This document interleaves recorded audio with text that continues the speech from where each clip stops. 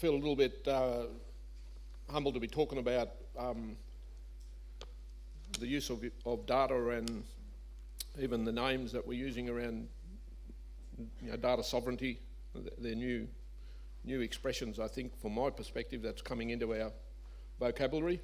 And we've always talked about sovereignty as a people, but we actually never, I don't think, drilled down into what that actually meant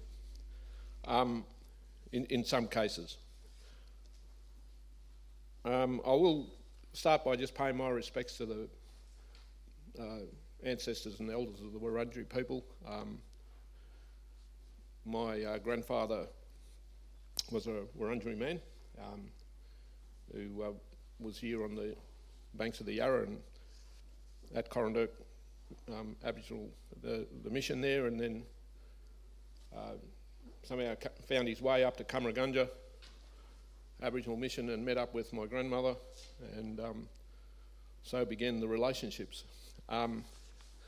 But I will just talk about where Yorta country is, and this is where I invest in the main, but have a good thinking around national conversations, the national agendas, and how those national conversation agendas translate into what happens on Yorta country and our capacity to sustain our sense of who we are and our sense of identity.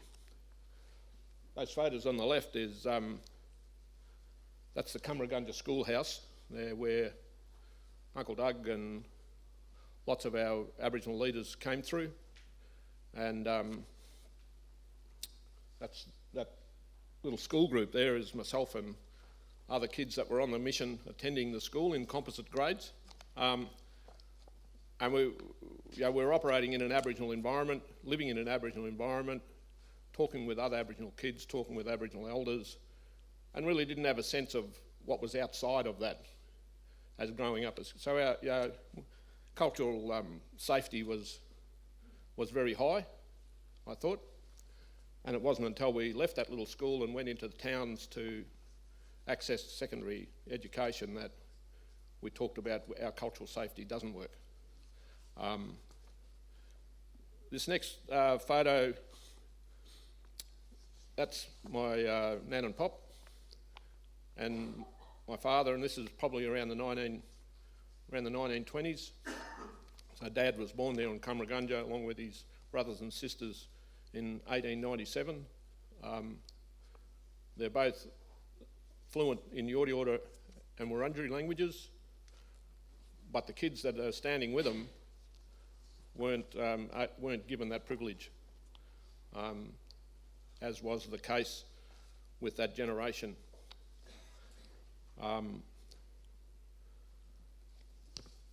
I'll start by just saying that our future as a people and our sustainability as a people, our capacity to identify, protect and promote the legacy of our ancestors and our elders. We have a responsibility to not only carry that legacy, but to pass on our knowledge to the generations to come. And that the capacity and the infrastructure needed to pass knowledge on is a necessary part of the design moving forward. We can't just rely on Western institutions entirely to carry the knowledge of Indigenous peoples. So how do we do this?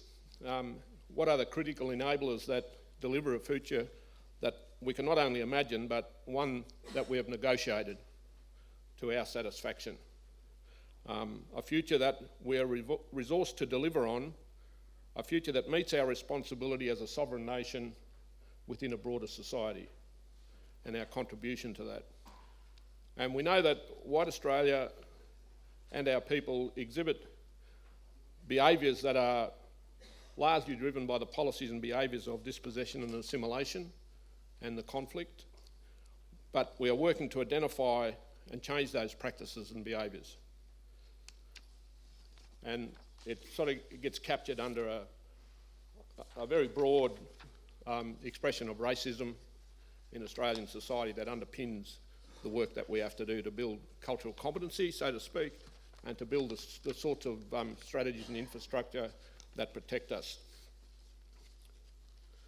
These policies and practices have impacted on our personal and collective well-being. Now, you're going to have to just... This diagram on the left is my thoughts about pre-invasion Aboriginal peoples' quality of life measures are of a high standard. Invasion occurs, dispossession occurs, and we drop down over the last 150 odd years or more in our quality of life measures. And we think that when we talk about closing the gap, that it's more than just the omission of poor health or reduced incarceration or any of the other types of welfare-based measures that impact on us. But we know that if we can turn that curve around, that cultural competency, quality of life measures as defined by Indigenous peoples around our cultural safety, our cultural affirmation and our cultural expression, and the receptiveness of the collective to that is part of the strategy or the enablers that will drive our push back into a place where parity, if that's what we're looking for, where parity is achieved. On that parity line, back in 2009, Access Economics did some work for us in Shepparton to say that parity increases the productivity of our town, Shepparton, by $61 million. So if there's nothing else driving non-Indigenous people to look in our direction and to seek to be a part of the answer to the challenges, there's actually some cash in it. That you'll sell more cars, you'll sell more houses, you'll sell more pizzas, you'll do lots of great things with that $61 million of increased productivity. And that productivity measure is not across Yorta country, it's just in Shepparton itself. And I think that has stimulated the thinking that in the business sector and in local government and in broad leadership in our region to engage more enthusiastically with Indigenous leadership about the way we move this strategy forward, and that Indigenous prosperity measures are integrated into regional planning, and the notion that our region has a GDP of about $8 billion, that somehow we're reflected both in our contribution to that GDP, but also what we receive from it. And that's a thinking that's slowly starting to emerge. The diagram on the right is our conversation around what a regional governance model might do, how that regional governance model might hold the regional accountability and the regional responsibility to drive this integrated approach to changing the prosperity of Indigenous mobs.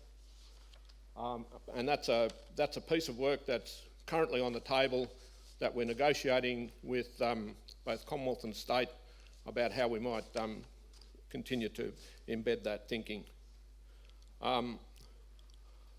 This diagram talks about how that Algobonia Community Cabinet, which is derived from the 6,000 or thereabouts numbers of Aboriginal, Yorta plus others that are living on country, that we'd invest in the development of the regional body that would look at regional allocation of resources, regional investment, look at regional priorities, and then hold the region accountable to the prosperity measures that we're seeking on an integrated planning process.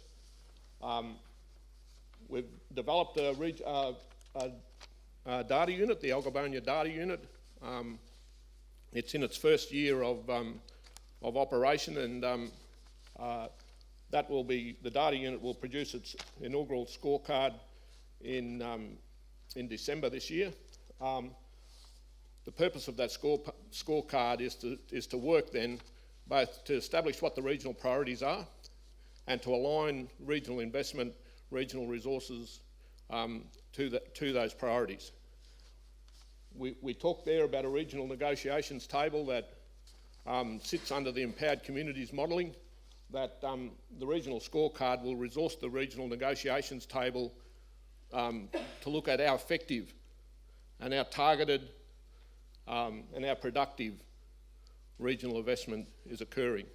And we're not just talking about IAS funding.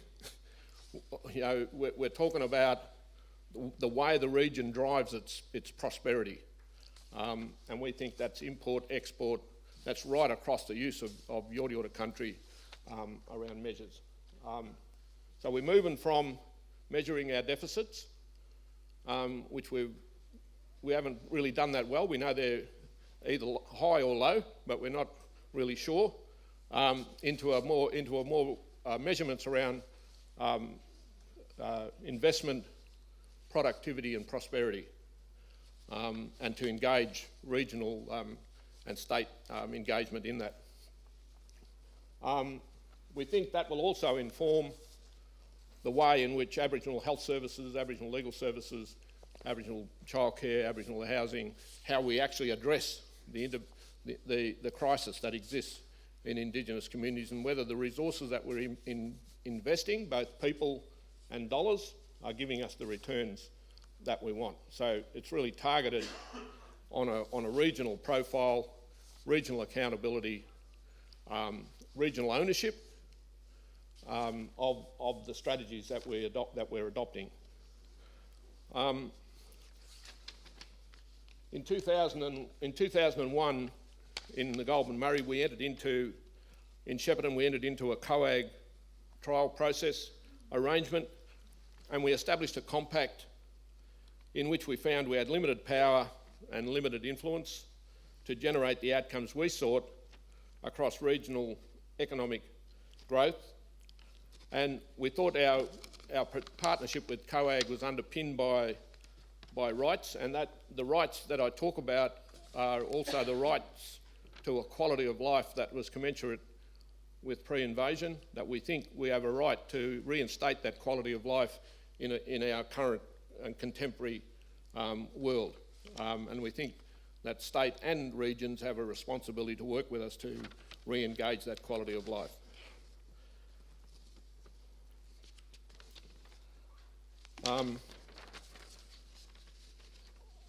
The platform for this engagement, of course, for our approaches across cultural sustainability, cultural affirmation and cultural expression. So we're really dealing with the trauma of generational practices in our community, and reaffirming the esteem of and the value of Aboriginal in the relationship with the economies of the regions we're living in, given that we're 3%, maybe 3% of the total population, and the transactions that occur on a daily basis between our 3% and the 97% is based on stereotypes and racist attitudes. So how do we shift that? How do we re-engage the value of Indigenous peoples in the modern economies? And that's a really challenging piece of work that will take us quite a while to generate. And we see that implemented as a part of dealing with racism. We see that as a part of our young people's access and the aspiration and inspiration to be involved in educational institutions, to be involved in the regional economies and in industries, and as simple as going to get a flat or apply for a job. So the notions around cultural sensitivities is really a critical base that we have to, one, not just convince our people that this is a trusted model to pursue, but that we're protecting our interest in this proposition that we're engaging in, and we're trying to gauge the readiness of the mainstream to engage with us on that. And the mainstream is driven largely by both state and Commonwealth and industry leaders in our area. I've got 1 minute, so this that Malka Shield And people talk, we've talked about using symbolisms that identify us, but the Malka is our shield. It's largely the Algobonia Community Cabinet. It's got Aboriginal cooperatives, Aboriginal organisations attached as well as an elected body. It's got a regional negotiations table that sits with Commonwealth and state and industry leaders. It's got an independent productivity process attached to it. I think they're really important ingredients about how we actually drive our thinking at a regional level while we're investing in national agendas. We have to know how it translates at home. Now I did have a slide there that that slide.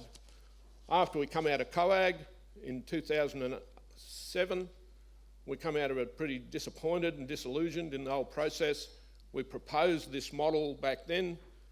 We come to the empowered communities in 2013, and 8 regions are having similar conversations. We come together up on the central coast at Gosford with in Darkinjung country, and these 8 regions come together to talk about how we as a collaboration drive an agenda that looks at the responsibility and accountability, and to drive subsidiarity back down to the people and then back up. And that body of people helped reinvigorate and regenerate the enthusiasm in our region to tackle this. And I think it's also given some support and security to levels of government about the way forward. That it wasn't just a silo of Yorta, it wasn't a silo of Shepparton, but it was actually a collaboration across the country with different characteristics driving an agenda about regional ownership and regional engagement. So I think that's been in the omission of a national voice and a national policy voice, that these 8 regions have come together to support each other in the way forward. And that region of 8 has now grown to 9 with the Nuddenjerry out of Murray Bridge, that area, coming and joining this group of 8. Now we're a group of 9. So that aligned with the support of a body like Jarwin and the engagement of corporate Australia that sits with us. So Melbourne University and KPMG sit beside us as partners in Shepparton, and that's been a critical ingredient in our relationship with talking both the premiers and prime ministers about how we want to move forward. So that's like a snapshot of how we've done a power of work. We think our data unit is a critical piece of measuring what we do and holding accountability both internally, inside Yorta or inside ourselves, but it's also holding accountability of the region and state and Commonwealth governments in their investments. So thanks very much.